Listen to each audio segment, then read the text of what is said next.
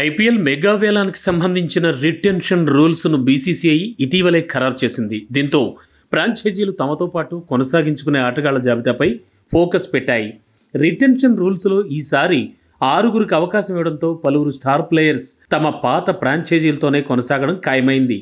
అదే సమయంలో కొన్ని జట్ల కెప్టెన్లు కూడా మారిపోయే అవకాశాలు కనిపిస్తున్నాయి.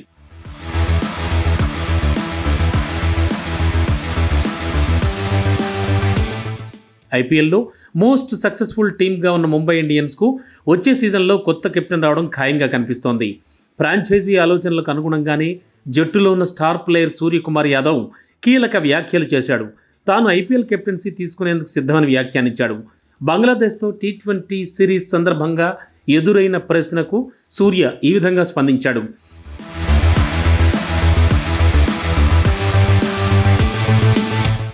మీరు గూగ్లీ బౌలింగ్ చేశారన్న సూర్యకుమార్ భవిష్యత్తులో ఏం జరుగుతుందో చూద్దామంటూ కామెంట్ చేశాడు. ప్రస్తుతం టీమిండియా సారథిగా బాధ్యతలను ఆస్వాదిస్తున్నట్లు చెప్పిన సూర్యకుమార్ యాదవ్ ముంబై ఇండియన్స్ ఆడే సమయంలో తన కనిపించిన సూచనలు చేసేవాడిని గుర్తు చేసుకున్నాడు. ఇటీవల శ్రీలంక సిరీస్కు, అంతకుముందు ఆస్ట్రేలియా, దక్షిణాఫ్రికా సిరీస్లకు కెప్టెన్సీ చేశానన్నాడు. జట్టును ముందుకు ఎలా తీసుకెళ్లాలో ఇతర కెప్టెన్ల నుంచి నేర్చుకున్నట్లు సూర్య చెప్పుకొచ్చాడు.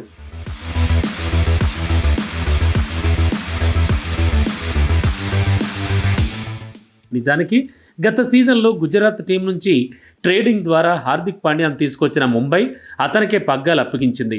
రోహిత్ ఫ్యాన్స్తో పాటు జట్టులో కొందరు వ్యతిరేకించినా కూడా హార్దిక్నే కెప్టెన్గా కొనసాగించింది. అయితే ఆ సీజన్లో పాండ్యా పూర్తిగా విఫలమయ్యాడు. కెప్టెన్గాను ఏమాత్రం ఆకట్టుకోలేకపోవడంతో ముంబై పాయింట్ల పట్టికలో అట్టడుగు స్థానంలో నిలిచింది. ఈ నేపథ్యంలో మెగా వేలం తర్వాత ముంబై ఇండియన్స్కు కొత్త కెప్టెన్ రానున్నాడని భావిస్తున్నారు.